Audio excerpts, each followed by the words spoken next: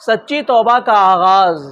اللہ کا ارشاد ہے، یا ایھا الذین آمنوا توبوا الی اللہ توبۃ نصوحا، اے ایمان والو اللہ کے طرف خالص توبہ کے ساتھ رجوع کرو۔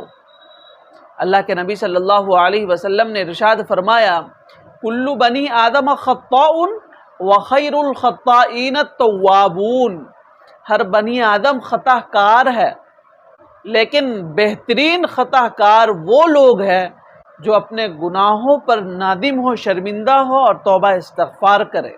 محرم الحرام کا آغاز کیلنڈر بدلنے کا وقت نہیں ہے، بلکہ نفس کی تجدید اور دل کی صفائی کا اچھا موقع ہوا کرتا ہے۔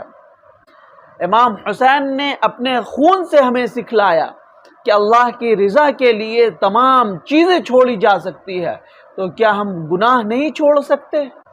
ہم سچے دل سے توبہ کریں کہ ہم تمام گناہوں سے پاک شفاف ہوں گے، توبہ استغفار کریں گے۔